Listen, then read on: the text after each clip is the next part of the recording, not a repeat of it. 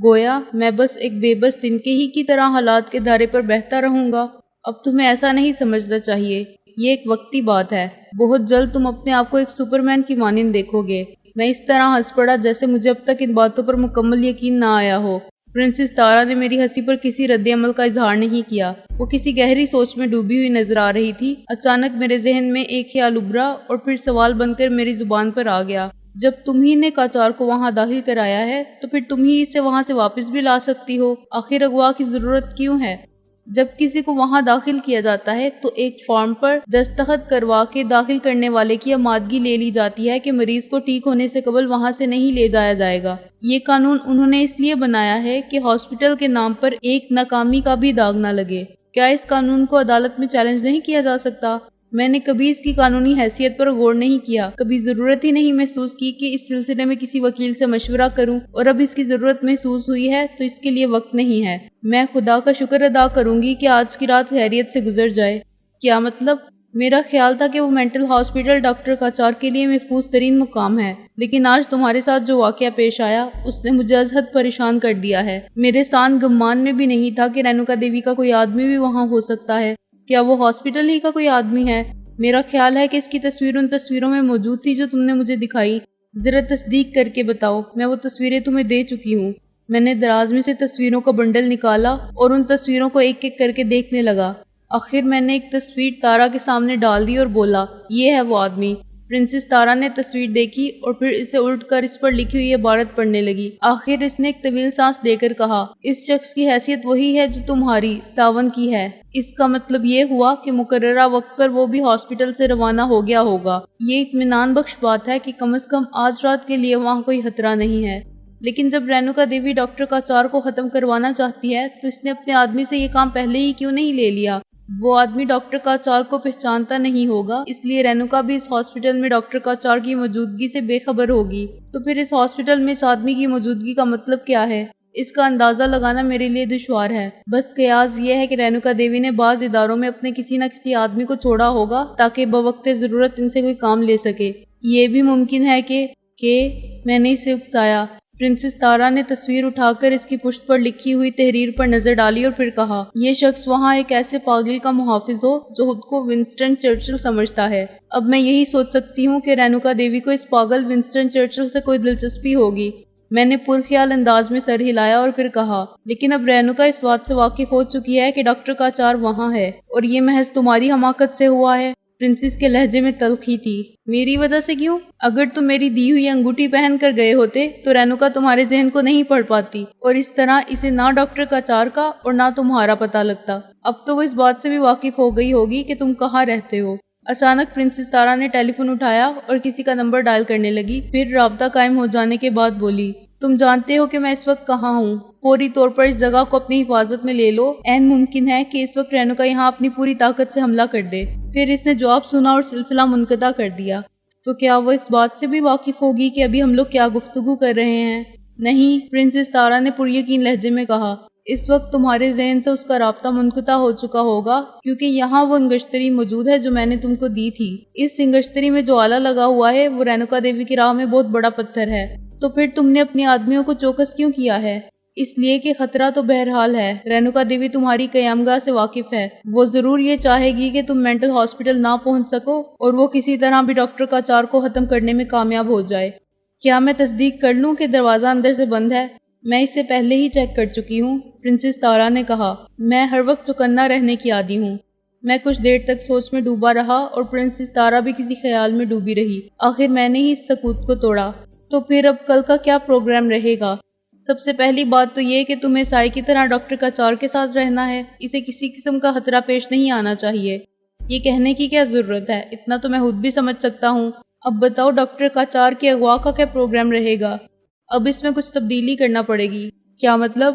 Doctor Qajar کو ختم کرنے کی کوشش میں ناکام ہونے کے بعد رینوکا دیوی پلان کرے گی کہ میں ڈاکٹر قاچار کو اغوا کرنے میں ناکام ہو جاؤں۔ اس سے یہ خیال ضرور آئے گا کہ میں ڈاکٹر قاچار کو اغوا کرنے کے لیے ہیلی کاپٹر کو استعمال کر سکتی ہوں، جیسا میں نے فتح پور سیکٹری سے فرار ہونے میں کیا تھا، لہٰذا وہ اس کا سدباب ضرور کرے گی۔ اب ضرورت اس بات کی ہے کہ میں اپنے منصوبے میں ترمیم کروں یا اس کو بدل ہی دوں، یعنی مجھے اس کے لیے سوچنا پڑے گا۔ میں اب شراب کی ضرورت محسوس کر رہی ہوں۔ وہ جو اس طرف الماری ہے اس میں تمام اقسام کی شرابیں موجود ہیں۔ میں جانتا ہوں، میں دیکھ چکا ہوں۔ میں کھڑا ہوتا ہوا بولا اور الماری سے شراب کی بوتلیں نکال لایا۔ پرنسس تارا کے لیے میں وسکی کی بوتل لایا تھا، لیکن اپنے لیے میں نے وائن کا انتخاب کیا تھا۔ ضرورت اس امر کی تھی کہ میں اس وقت زیادہ نشے میں نہ رہوں۔ وسکی کا ایک پیگ لینے کے بعد پرنسس تارا نے مجھ سے کچھ کہنا چاہا ہی تھا کہ فون کی گھنٹی بجنے لگی۔ میرا ہی فون ہوگا، پرنسس تارا نے کہا اور جلدی سے ریسیور اٹھا لیا۔ وہ ماؤتھ پیس میں بولی، یس میں بول رہی ہوں۔ ٹھیک ہے، بس اب میں مطمئن ہوں۔ اس نے ریسیور رکھ دیا۔ تمہارے آدمی کا فون تھا؟ میں سوال کر بیٹھا۔ ہاں، پرنسس تارا نے جواب دیا۔ بڑے مضبوط انتظامات کر لیے گئے ہیں۔ اب اگر رینوگا نے یلغار کی بھی تو اسے منہ کی کھانا پڑے گی۔ وہ اپنے لیے وسکی کا دوسرا پیک بنانے لگی۔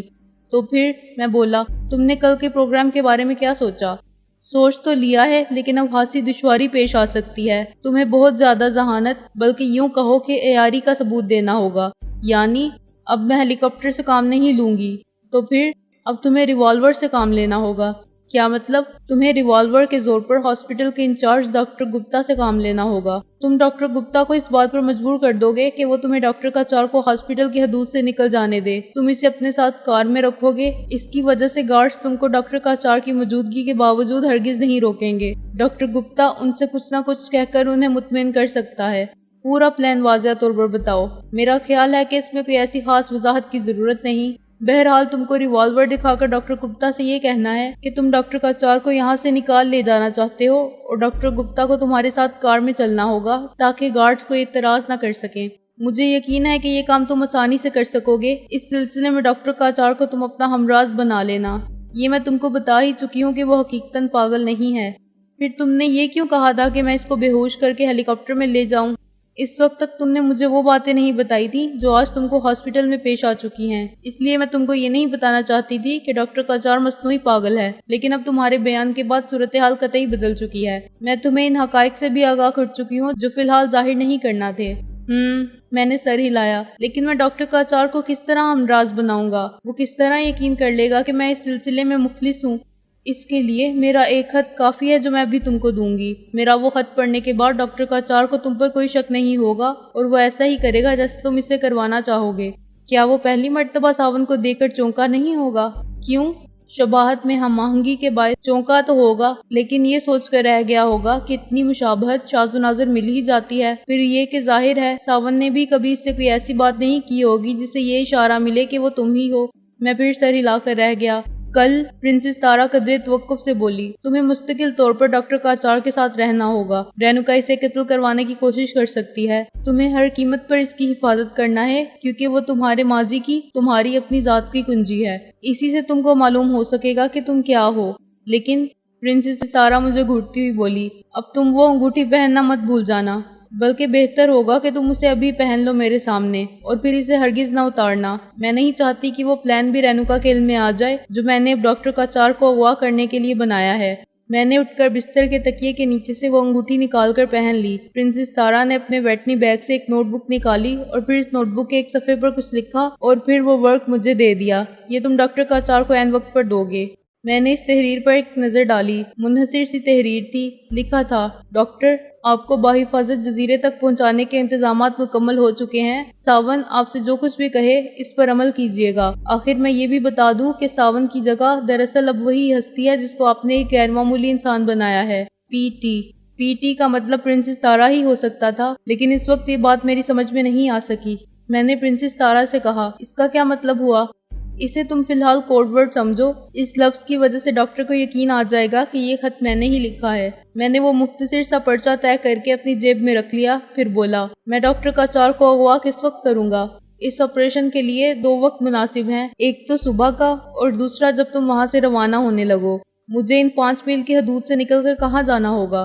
اس کے بارے میں تم بالکل نہ سوچو۔ جب تم اس حد سے آگے آؤ گے اس کے بعد کا سارا کام مجھے ہی دیکھنا ہے۔ میں ان اوقات میں بالکل الرٹ رہوں گی۔ پھر وہ رک کر بولی، اور کوئی سوال؟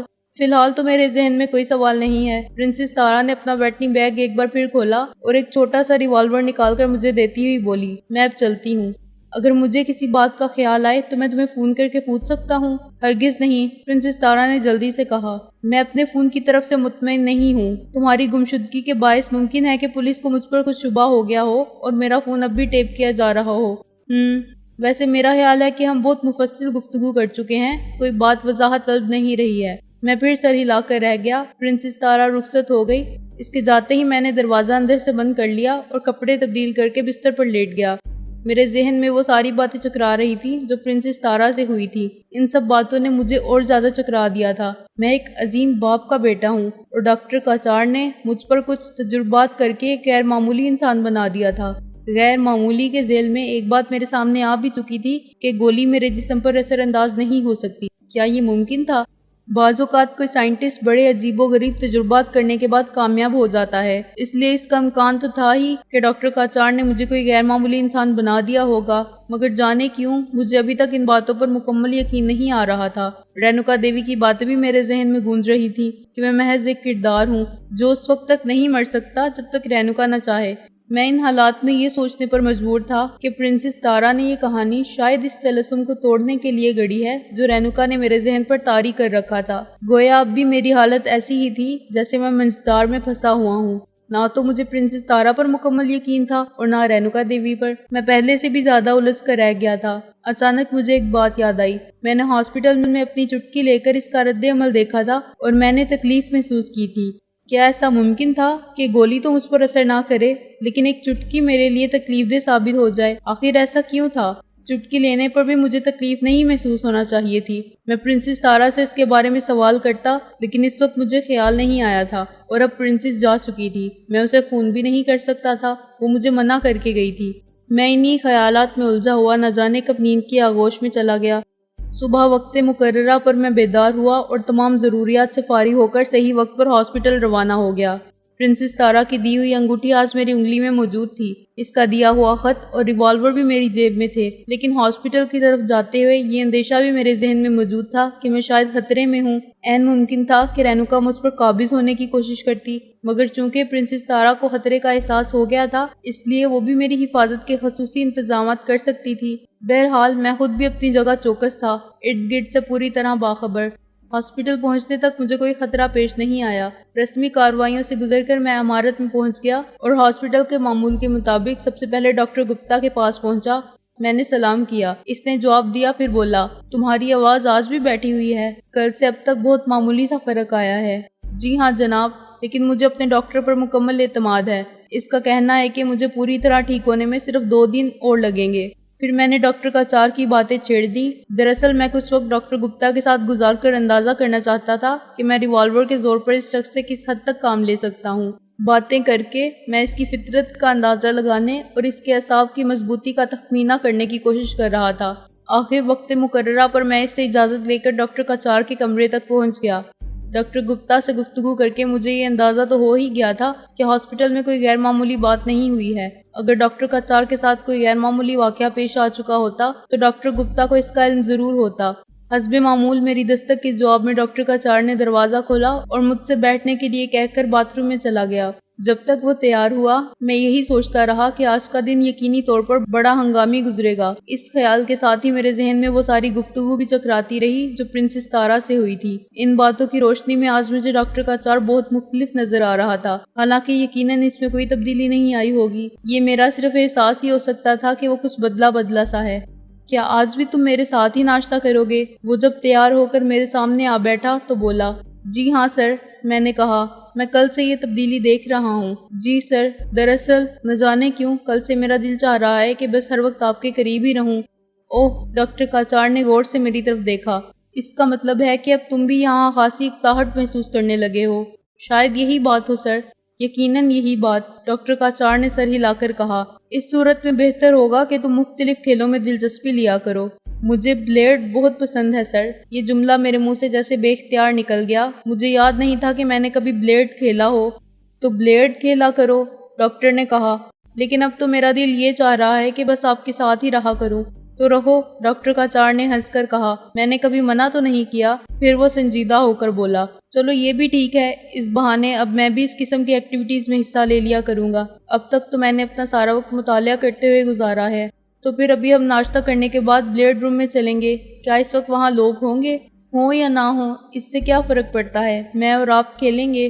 یہ بھی ٹھیک ہے، ڈاکٹر کا چار نے سر ہلایا. چنانچہ ناشتے کے بعد ہم دونوں بلیڈ روم میں پہنچ گئے. ابھی کوئی نہیں تھا.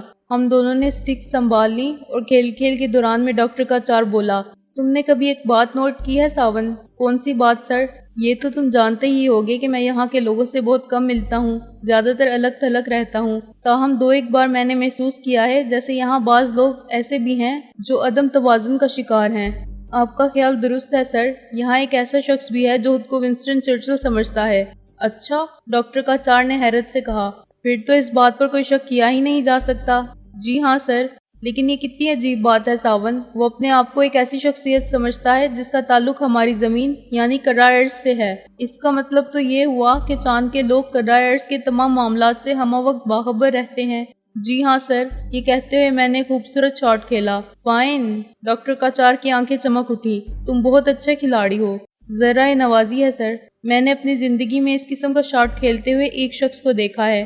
کس کو سر؟ ہے ایک شخص، ڈاکٹر کا چار نے کہا اور اس کے چہرے پر سوچ کے سائے متحرک نظر آنے لگے. اس وقت میں نے سوچا، کیا اس وقت ڈاکٹر کا چار میرے ہی بارے میں سوچ رہا ہے؟ کیا وہ کبھی ماضی میں میرے ساتھ بلیڈ کھیل چکا ہے؟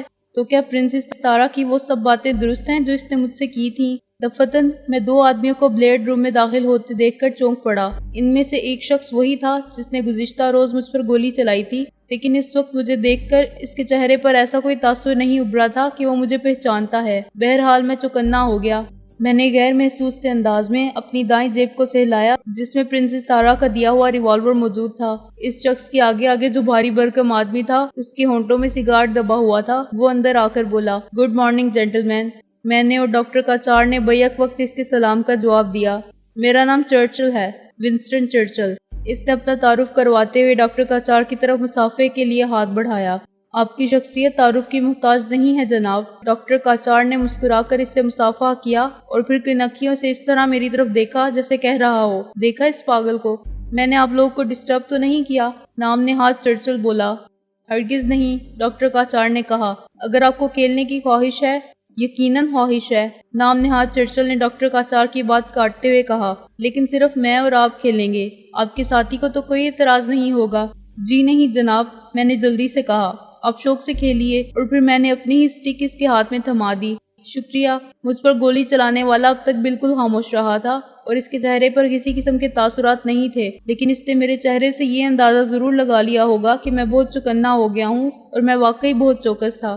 اس وقت اس کے یہاں آنے سے میرے دماغ میں خطرے کی گھنٹیاں بجنے لگی تھیں. نام نہاد چرچل اور ڈاکٹر کا چار کھیل میں مصروف ہو گئے، جبکہ ان دونوں کے محافظ یعنی میں اور مجھ پر گولی چلانے والا خاموش تماشائی بنے ہوئے تھے. ہم دونوں ہی کو یہ اندازہ تھا کہ ہم کبھی کبھی کنکھیوں سے ایک دوسرے کی طرف دیکھ لیتے تھے. نام نہاد چرچل نے کھیل کے دوران میں ڈاکٹر کا چار سے کہا، جب میں سیاسی ہنگاموں سے بہت زیادہ تھک جاتا ہوں تو کچھ دن آرام کرنے کے لیے اس ہوٹل میں آ جاتا ہوں. دوسری جنگ عظیم کے خاتمے کے بعد سے تو میں بہت ہی زیادہ تھکن محسوس کرنے لگا ہوں. ہر چند کہ ہم نے جرمنی کو شکست دے دی ہے اور ہٹلر کو کچل دیا ہے، لیکن اس جنگ نے ہماری بھی کمر توڑ کر رکھ دی ہے. ہمیں سنبھالا لینے میں خاصے دن گزر جائیں گے. بے شک، ڈاکٹر کا چار نے سر ہلاتے ہوئے کہا. جنگ ایسی ہی چیز ہے کہ فاتحہ کو بھی بہت دن تک اپنے جسم کی مالش کرنا پڑتی ہے. بہت خوب، بہت خوب. نام نہاد چرچل نے ہنس کر کہا. بہت اچھا جملہ ہے یہ. وہ دونوں اسی قسم کی دلچسپ باتیں کرتے رہے اور کھیل جاری رہا. اس وقت کا ایک ایک لمحہ میرے اعصاب پر بہت بھاری گزر رہا تھا. میں نے محسوس کیا کہ سارا دن گزارنا تو میرے لیے بہت مشکل ہو جائے گا. بہتر یہی ہے کہ لنچ کے وقت آپریشن شروع کر دیا جائے. ہم جتنی جلدی اس عمارت سے نکل جائیں اتنا ہی اچھا تھا. وہ دونوں تقریباً 1.5 گھنٹے تک کھیلتے رہے اور ان میں اچھی خاصی دوستی ہو گئی. یہاں تک کہ جب ہم بلیڈ روم سے نکل رہے تھے تو ونسٹن چرچل نے ڈاکٹر کا چار کو یہ دعوت بھی دے ڈالی کہ وہ لنچ اس کے ساتھ اس کے کمرے میں کرے. ڈاکٹر کا چار نے اس دعوت کو قبول کر لیا اور میری سانس اوپر کی اوپر نیچے کی نیچے رہ گئی. جب میں اور ڈاکٹر کا چار کمرے میں پہنچے تو میرے ذہن میں صرف یہی بات تھی کہ ونسٹن چرچل نے یہ دعوت اسی شخص کی ایما پر دی ہوگی جس نے مجھ پر گولی چلائی تھی. اس نے یقیناً کوئی ایسا پروگرام بنا لیا ہوگا کہ ہم دونوں کو ختم کر سکے. اپنے کمرے میں بلا کر یہ کام وہ کسی قدر آسانی سے کر سکتا تھا. وہاں بڑی حد تک ہم اس کے قابو میں ہوتے. اس بات کا قوی امکان تھا کہ ہمارے کھانوں میں زہر ہی ملا دیا جاتا. لمحات ایک غیر مرئی شے، لیکن بعض اوقات یہ غیر مرئی شے بھی اتنی بھاری ہو جاتی ہے کہ انسان اپنے پورے وجود کو اس کے بوجھ کے تلے پستا ہوا محسوس کرتا ہے۔ کچھ یہی حالت اس وقت میری تھی۔ میری سمجھ میں نہیں آ رہا تھا کہ اب مجھے کیا کرنا چاہیے۔ دعوت کا مطلب یہی تھا کہ ہم لنچ سے کم از کم نصف گھنٹے پہلے ونسٹن چرچل کے کمرے میں پہنچ جاتے، جبکہ میں یہ سوچے بیٹھا تھا کہ لنچ کے وقت ہمیں اپنے فرار کے آپریشن کی ابتدا کرنا ہے۔ ساون، ڈاکٹر کاچار نے اپنے کمرے میں پہنچ کر ہلکا سا کہکہا لگاتے ہوئے کہا، تم نے غور کیا اس پاگل شخص کی حرکتوں پر؟ جی ہاں سر، میں نے آہستہ سے کہا۔ گستاخی معاف، آپ کو ایک پاگل شخص کی دعوت قبول نہیں کرنا چاہیے تھی۔ پاگلوں کی صحبت میں وقت خاصا دلچسپ گزرتا ہے، لیکن پاگل بہرحال خطرناک ہوتے ہیں۔ وہ خطرناک پاگل نہیں معلوم ہوتا۔ پاگل کے بارے میں یقین سے تو نہیں کہا جا سکتا کہ وہ کب خطرناک بن جائے۔ میرا خیال ہے کہ تم بلا وجہ اس کے بارے میں اتنا پریشان ہو گئے ہو، ڈاکٹر کاچار نے کہا اور پھر گھڑی دیکھ کر بولا، ہم 12:30 بجے تک اس کے کمرے میں چلے جائیں گے۔